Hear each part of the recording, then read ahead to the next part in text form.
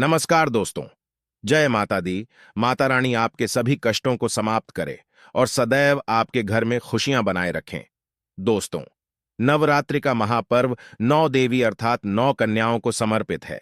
कन्या पूजन करने से हमारी समस्त पीड़ा दूर होती है, दुख दर्द दूर होते हैं, हर कष्ट दूर होते हैं, गृह क्लेश हमारे जीवन से हमेशा के लिए दूर हो जाते हैं। यहां तक कि पितृदोष, राहु दोष, मंगल दोष, काल सर्प दोष से पीड़ित व्यक्ति को कन्या पूजन से राहत मिलती है। घर में खुशियां आती हैं तथा अकाल मृत्यु घर में कभी नहीं होती। दोस्तों, इस बार माता रानी हाथी की सवारी पर पृथ्वी लोक पर आ चुकी हैं और भक्तों के कष्टों को दूर करेंगी। जब जब माता रानी हाथी पर सवार होकर आती है, तब तब धरती पर फूल खिलते हैं और वर्षा होती है तथा हरियाली की उत्पत्ति होती है। किसान के घर में साक्षात मां जगदंबा जगत मां का आगमन होता है।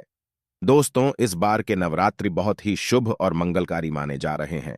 इस बार शारदीय नवरात्रि 15 अक्टूबर दिन रविवार को शुरू होकर और इसका समापन 23 अक्टूबर दिन सोमवार को होगा। ऐसे में 24 अक्टूबर दिन मंगलवार को ही दुर्गा विसर्जन होगा। जो लोग माता रानी की स्थापना करते हैं, वह लोग 24 अक्टूबर दिन मंगलवार को विसर्जन करेंगे। दोस्तों, नवरात्रि की अष्टमी और नवमी तिथि पर कन्या पूजन का विधान है। इस बार महाअष्टमी तिथि 22 अक्टूबर 2023 यानी कि इस दिन रविवार है और नवमी तिथि 23 अक्टूबर 2023 दिन सोमवार को है। ऐसे में आप अष्टमी और नवमी को इन दोनों तिथियों में कन्या पूजन अवश्य ही करें। कन्याओं को भोजन अवश्य खिलाएं। शास्त्रों में 9 दिनों के नवरात्रि को बहुत ही शुभ और मंगलकारी माना जाता है और वही 8 दिनों के नवरात्रि को अच्छा नहीं माना जाता। ऐसे में 10 दिनों के नवरात्रि बहुत ही शुभ माने गए हैं। शास्त्रों के अनुसार नवरात्रि के दिनों में माता रानी का पूजन करने से, कन्या पूजन करने से माता रानी प्रसन्न होकर वरदान देती है। कुंडली में जो कष्ट होते हैं उन्हें ठीक कर देती है। श्रीधर की तरह ही सच्चे हृदय वाले व्यक्ति के सभी कष्टों का निवारण मां शीघ्र ही करती है। मां की उपासना से विनम्रता का विकास होता है। सभी कष्ट, दरिद्रता, दुख, कष्ट नष्ट हो जाते हैं। नवरात्रि में माता रानी का व्रत और पूजन किया जाता है, लेकिन नवरात्रि के दौरान सबसे ज्यादा महत्व होता है कन्या पूजन का। दोस्तों, कन्या रानी जो होती है, फूल की पंखुड़ियों की तरह नाजुक होती है। कन्या के रूप में स्वयं जगदंबा देवी, माता वैष्णो देवी अर्थात समस्त ब्रह्मांड इनके शरीर के कण कण में वास करते हैं। बहुत कम लोग जानते हैं। कन्याओं के मस्तक पर कन्या चाहे छोटी हो चाहे बड़ी हो, वह सदैव पूजनीय है, मां के समान मानी जाती है, दोस्तों माना जाता है। व्रत और उपासना से माता रानी इतना प्रसन्न नहीं होती है जितना कि कन्या पूजन से होती है। नवरात्रि में छोटी छोटी कन्याओं को माता रानी का स्वरूप माना जाता है। कन्याओं को भोग लगाया जाता है, उन्हें प्रसन्न किया जाता है और बदले में आशीर्वाद मांगा जाता है। कन्याओं को प्रसन्न करने के लिए गिफ्ट आदि उपहार वगैरह दिए जाते हैं। अगर कन्याओं को कोई भेंट दी जाए और वो उसे खुशी खुशी स्वीकार कर लें, तो इसका मतलब है माता रानी अर्थात माता वैष्णव ने वो भेंट स्वीकार कर ली। जिन पर कन्याएं प्रसन्न होती हैं, तो समझो उन्हें माता रानी का आशीर्वाद मिल गया और माता रानी की कृपा से उन्हें मुन्ह मांगा वरदान प्राप्त होता है। कन्या पूजन कोई मामूली पूजन नहीं होता। समस्त ब्रह्मांड में जो पूजा होती है, उनसे बढ़कर कन्या पूजन को माना जाता है। 10 बार गंगा स्नान करने से और 100 बार यज्ञ करने से तथा 1000 बार यात्रा करने से जो पुण्य मिलता है, वह मात्र एक बार कन्या पूजन करने से करोड़ों गुना भक्त को मिल जाता है। दोस्तों, इसीलिए कहा जाता है कि कन्याओं को सताना नहीं चाहिए। इससे समस्त ब्रह्मांड हिल जाता है। कन्याओं की जितनी सेवा की जाए कम ही होती है। कन्याएं कोई मामूली नहीं होती। कन्या के रूप में स्वयं उनके मस्तक पर विराजमान होकर स्वयं देवी चलकर आपके घर तक आती है। नवरात्रि में 2 साल से लेकर 10 साल तक की कन्या का पूजन होना चाहिए। अष्टमी अथवा नवमी को कन्याओं के पैर धोकर भोजन कराना, उपहार आदि देना श्रेष्ठ माना जाता है। इस दिन जितना ज्यादा हो सके कन्याओं को हाथ पकड़कर, पैर पकड़कर अपने घर तक लेकर आए। दोस्तों, वीडियो में आगे बढ़ने से पहले आप अपनी राशि भी कमेंट बॉक्स में जरूर डाल दीजिएगा। यदि हमारे पास कोई उपाय होगा तो वह हम आपके कमेंट के रिप्लाई में बता देंगे। कोई भी राशि के अनुसार अगर उपाय करता है तो माता वैष्णव बड़ी प्रसन्न होती हैं और ऐश्वर्य धन प्रदान करती है, माला माल बना देती है। इसीलिए राशि कमेंट में जरूर छोड़े। और हां, माता को एक लायक जरूर करें। लायक करने में कंजूसी न करें। दोस्तों, कैसे करें कन्याओं का स्वागत? कन्या जब आपके घर आए तब सभी के पैरों को दूध और पानी से उनके पैरों को धुलाना चाहिए। खासकर मर्दों को कन्याओं के पैर अवश्य धोने चाहिए। इससे वैष्णो प्रसन्न होती है। दोस्तों, फिर उसके बाद कन्याओं को किसी साफ जगह पर जमीन पर कपड़ा बिछाकर बिठाना चाहिए। उनके माथे पर अक्षत, फूल और कुमकुम लगाना चाहिए। फिर उसके बाद भोजन ग्रहण करवाना चाहिए। लेकिन हमेशा याद रहे, कन्याओं की थाली में 3 पूड़ियां कभी ना रखे। इसे शुभ नहीं, घोर अशुभ माना जाता है। 3 पूड़ियां तथा 3 रोटियां मरने वाले व्यक्ति के लिए निकाली जाती हैं और जेल में कैदियों के लिए दी जाती है। ऐसे में कन्याओं को उनकी थाली में 3 पूड़ी कभी ना दे, लेकिन 1-2 करके पूड़ियां दे सकते हैं।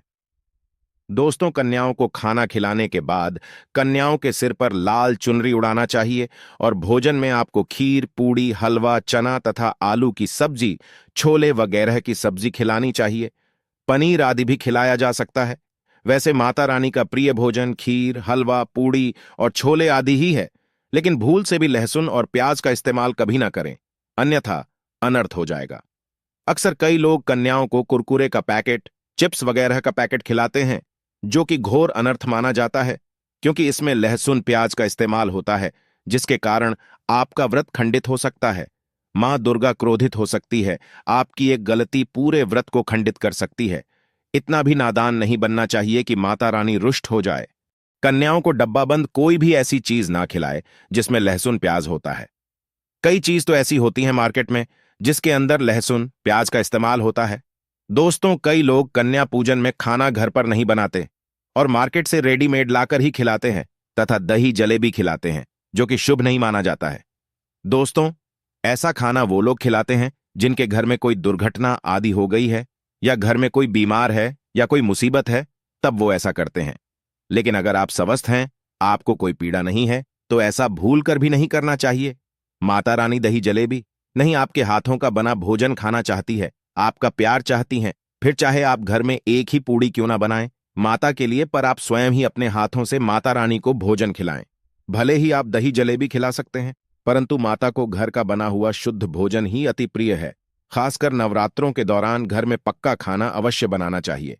माता रानी बहुत प्रसन्न होती है। घर का बना पक्का खाना ही कन्याओं को खिलाना चाहिए। हमेशा याद रखें, कन्याओं को प्लास्टिक के बने दोने में खाना नहीं खिलाना चाहिए।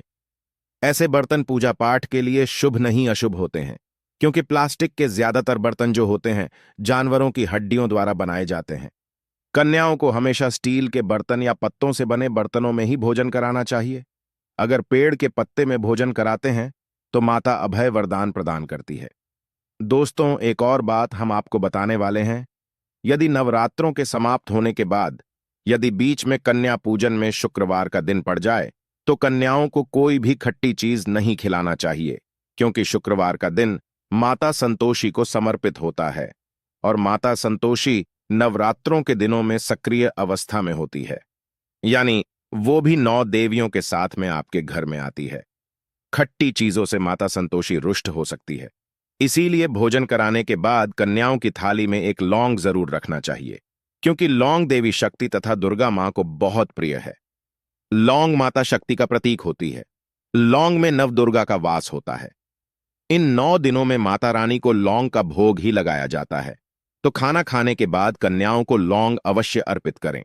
माता रानी को अमृत से बढ़कर लौंग प्रिय है, इसीलिए कन्याओं की थाली में चुपचाप एक लौंग जरूर रख दें।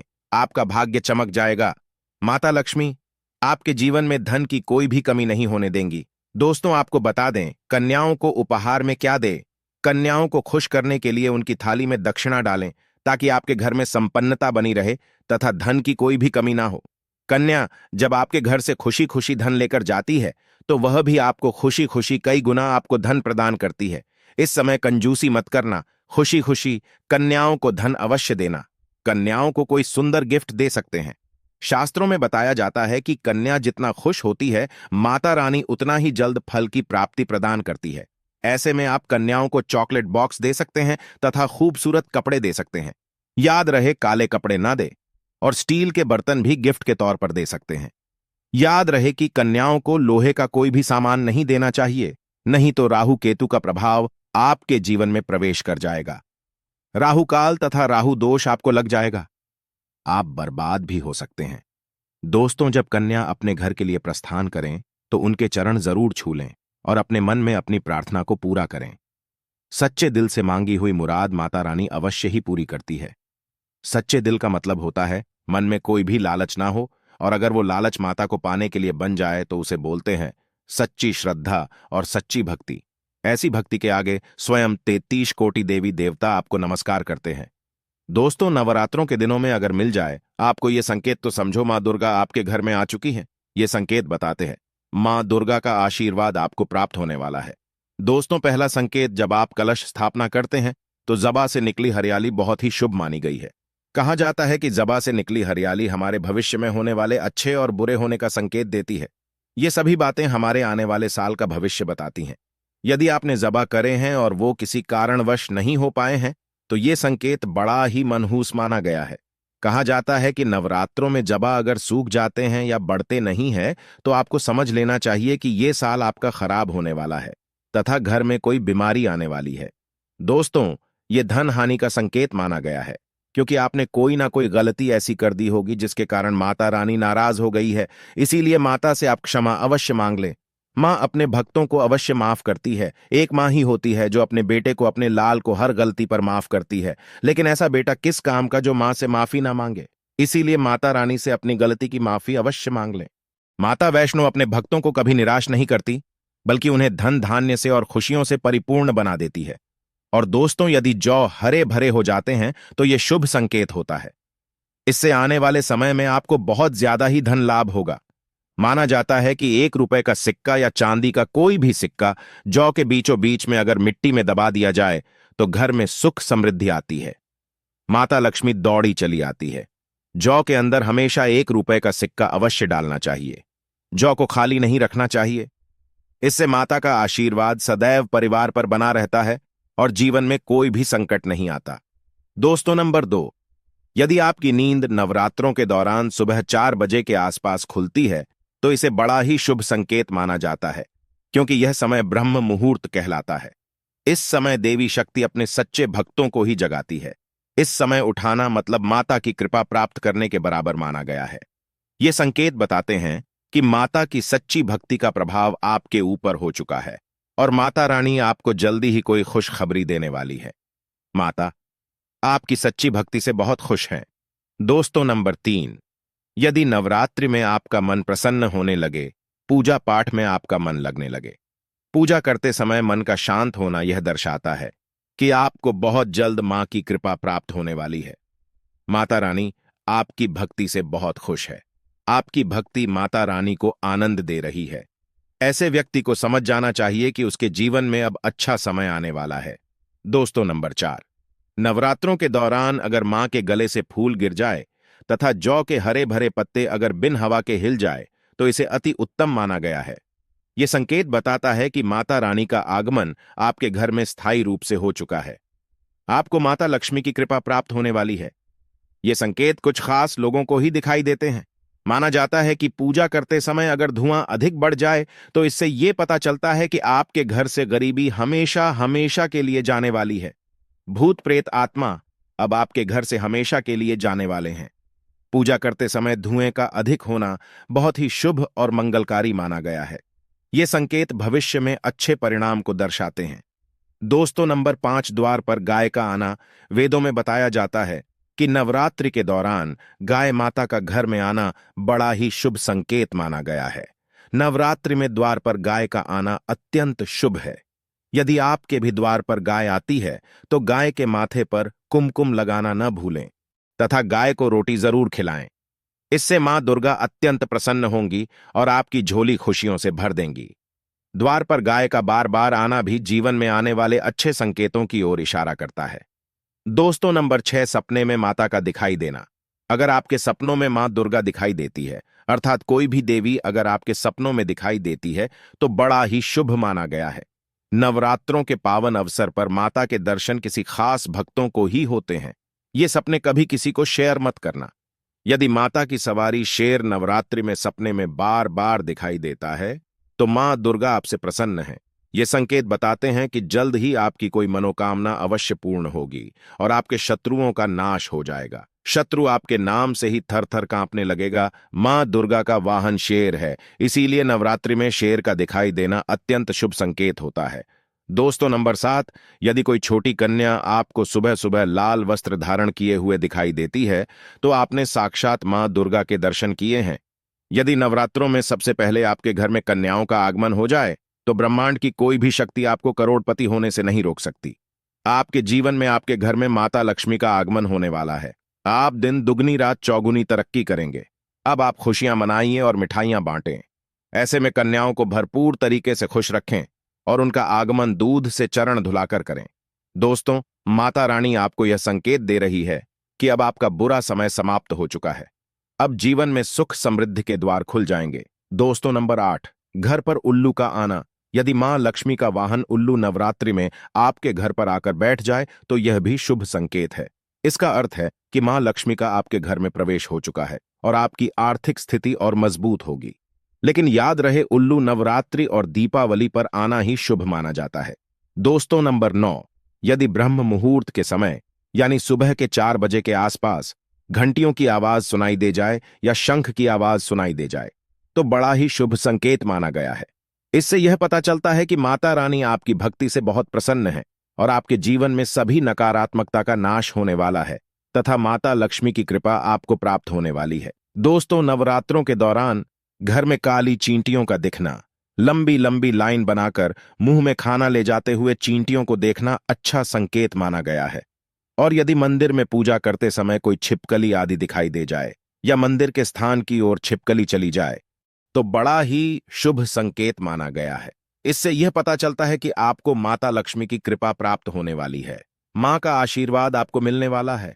नवरात्रों के दौरान मंदिर में छिपकली का दिखना बहुत ही शुभ संकेत माना गया है।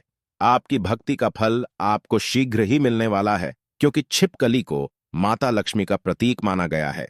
किसी शुभ अवसर पर छिपकली का दिखना मंगलकारी माना गया है और नवरात्रि में छिपकली का मंदिर में दिखना साक्षात देवी लक्ष्मी का स्वरूप माना गया है। दोस्तों, अगर आप वाकई में मां वैष्णो की कृपा पाना चाहते हैं, तो कमेंट बॉक्स में लिखें, जय माता दी। माता रानी आपकी झोली खुशियों से भर दें। मां वैष्णो के लिए एक लायक तो बनता है।